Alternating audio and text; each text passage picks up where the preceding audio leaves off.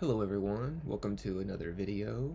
Today we're going to be talking about UniswapX. It is not Uniswap, but it is associated with Uniswap. So for all intents and purposes, I guess it might as well be, but that's just a little bit of humor. I hope you guys are having a great day wherever you are. And today, again, we're going to be looking at another financial literacy topic. We've covered the Robinhood wallet in the past, and we've talked about the Uniswap wallet in the past. Now we're going to talk about UniswapX. I plan to do a kind of a two-parter. This will be the first of a couple of videos on new technology that Uniswap has brought out. So you can plan on a full discussion here today on UniswapX and another discussion on the Uniswap V4 hook technology that they've made recently. So without further ado, we'll jump into it.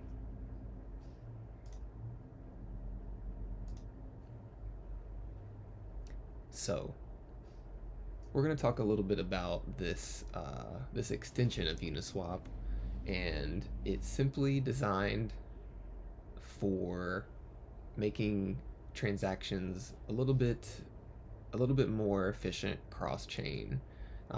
This has been a huge discussion probably for more than a year about just bringing everything into kind of one system, or for example having everything available through any type of platform, whether you want to get on Uniswap or you want to get on 1inch, any type of decentralized exchange that exists. If you'd like to read a little bit more read a little bit more specific information, I've included two links. The first of which is more technical documentation. The second of which is a little bit more down to earth. So here's just a few names behind the project, and we're proud that there are so many talented people on the Uniswap team. And here's just a brief overview with one of the graphics we found from the Uniswap blog. So we'll just kind of define it. It uses a Dutch auction-based trading protocol implemented for the Ethereum virtual machine. It aggregates liquidity and internalizes the MEV, and offers gas-free swaps and supports cross-chain trading. So again, extending the ecosystem beyond, what we consider, having everything available in, for example, in Polygon or an Avalanche, to include another couple examples. You'll be able to bridge different types of things a little bit easier, and this type of technology is only growing. So we can almost call this one of the first or second steps in many that will make the exchange of decentralized currency a little bit more efficient across chain. So what are some of the unique features? We're just going to lay these out in plain language. They're outsourced routing. We've heard a lot about permit to executable off-chain signatures. This is probably one of my favorite features. Gas-free swaps, MEV internalization, and cross-chain support.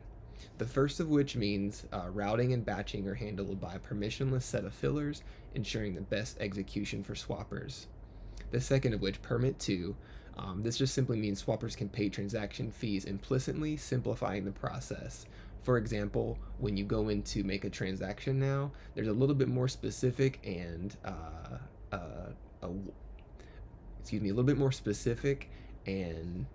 cut off information. And when I say cut off, it means that you only be able to trade the amount that you specify. So it won't go beyond the specifications that you make when you enter the transaction.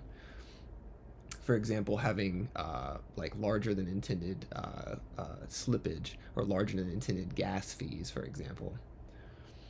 So again, going back into that very point, gas-free swappers may never pay gas costs for failed swaps, enhancing efficiency. And I include may because, again, things still cost gas right now, and I haven't had any hands-on with this technology.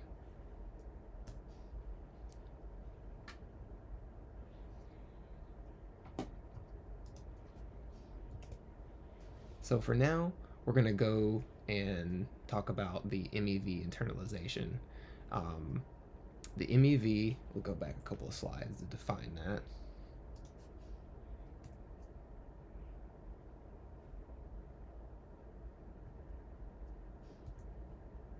The maximal extractable value. And again, UniswapX minimizes value loss and reduces front-running vulnerabilities. Front-running meaning making having certain types of tech set up to where you can front run or get in front of a lucrative transaction before someone else who intended to do it from a normal platform, normal exchange, etc. Next up is cross-chain support. And again, this is the last of the couple features, and you can seamlessly trade assets across different chains. Excuse me. You can seamlessly trade assets across different chains. Excuse me. So again, all the different ecosystems that are out there. One thing I noticed when I first started to learn about the decentralized finance and just finance in general is that you become overwhelmed with one type of thing or one type of category or one specific set of data or information, and no one thing, no one ecosystem, no one service, no one piece of technology is going to be the come one come all, save the day type of tech. It takes a lot of different types of solutions to bring together in an efficient system. And that's because there are different types of learners and different types of tech that helps people develop and tap into their personal creativity. That's why there are so many different types of things out there, is because we are unique as individuals. So understanding signed orders. Swappers create and sign transactions specifying input and output tokens, execution route, and more. UniswapX leverages Permit 2 for signature-based approvals and transfers. So this means swappers sign orders with various parameters, like I said before, offloading, transaction creation, and submission. Here's a little bit of a graphic to help better understand. This is a graphic pulled from the Uniswap blog on their Permit 2 technology, and you can kind of see how the layers work when you're interacting with Uniswap.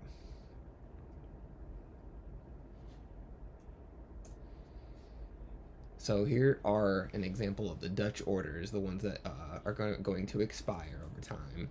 UniswapX uses Dutch orders resembling Dutch auctions to create competitive markets. Orders start with favorable prices and decay over time. This means fillers are incentivized to execute orders quickly, ensuring swappers get the best prices. So again, making a more efficient system through a type of auction decay process. Here are some of the ecosystems that I've been talking about. We mentioned the first couple of those, including Polygon. Here, you can see the list is only going to continue to grow. That's 8 pretty large ecosystems, one of which has been fairly new, I believe. The two of which I see as the newest ones are Bass and Cello, but I may be incorrect about Cello. So UniswapX can support cross-chain trading with several benefits. Fast swaps between chains, single action swaps and bridging, near instant exits from L2 to L1. This is very important. This is a very important key, as it's there's an extreme in day length delay in being able to off ramp. Choice of receiving native assets and minimize bridge risks. So here, make sure my screen is pulled up correctly. There we go. We have cross-chain orders, and these are just some of the basics. Swappers sign off chain orders with additional parameters like settlement oracle and fill deadline. Again, oracles are verifying that information on the blockchain, and they're able to meet that verification by a deadline. Orders are executed by fillers and confirmed on the destination chain, the chain like the list we saw before, all these different environments. And if not executed, the swapper receives their assets in the filler's bond. So for all this to happen cross-chain, it seems like it's a quality of life concern. But at the end of the day, for mass adoption, this is a must. Payment pipelines that exist right now, like RPPS pipelines, they're set up to do this automatically. So this has to be a piece. This has to be implemented for mass adoption. Here's just a couple of notes that I made in putting the presentation together. The optimistic protocol improves the settlement speed and efficiency. The optimism technology is I believe is core to the UniswapX white paper, and so the optimistic protocol is the bridge that is implementing this and using that type of technology as their way of moving the ball forward. The optimistic protocol improves settlement speed and efficiency. Challengers can ensure filler honesty. If challenged, a filler must provide valid proof or bond a split between challenger and the swapper. There's also flexible order parameterization. UniswapX allows flexibility in setting order parameters. There's an exclusivity window for fillers to incentivize competitive pricing, and there's also parameterization options for Dutch order starting prices. So again, having ways to customize these, though they decay. Understanding some of these transaction fees. Uniswap governance can change fees of up to 0.05 like Uniswap v2. These fees are specified on a per pair and per chain basis, and the interfaces and wallets can charge additional fees for their services. So understanding how those fees could perhaps benefit the user base, or create a way to fund different types of technologies inside the ecosystem. Standing on the shoulders of giants. Just kind of making a point here about how far we've come. This didn't happen overnight, and UniswapX is a result of years worth of work, if not decades, combined with other types of efforts. Like for example, needing certain types of technology to even be able to put this into ideation. So with that said, UniswapX draws inspiration from various DeFi protocols and innovations. It builds upon the best practices of signed orders, Dutch auctions, DEX aggregators, and cross-chain solutions, and more. Here's a little, this is just a fun graphic that we've pulled from the blog. But again, UniswapX is intended to be the future of decentralized trading. Being in this cross-chain environment, UniswapX wants to offer unmatched features and benefits, from gas-free swaps to cross-chain capabilities. Join us in shaping the future of decentralized finance. And here's just a little bit of the mentality, I believe, that I'd like to instill, just because there are certain types of productive ways to spend our time, and there are ways that are simply just spinning the wheels. So the amount of just development knowledge and different types of perspectives that are in the world of decentralized finance have brought such a greater understanding of traditional finance. And so I encourage anyone that's interested in this to maybe start out learning about decentralized finance through Uniswap, and I hope this motivates you to have a little bit of interest in the field. So, if you have questions, please feel free to leave them down in the comments. They're always welcome, and we're here to help. I want to say a special thank you to all our viewers. We appreciate your time and your interest in the UniswapX. Please stay tuned for more exciting developments in the world of financial education. Keep in mind there's going to be a part 2 on the Uniswap v4 hooks, and we're really looking forward to putting that together and presenting that for all of you.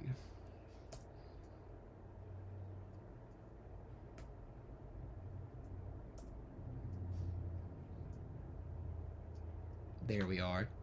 So again, a very special thank you to all of our viewers. I want to say very much I appreciate all of you for your support and checking out all of the videos.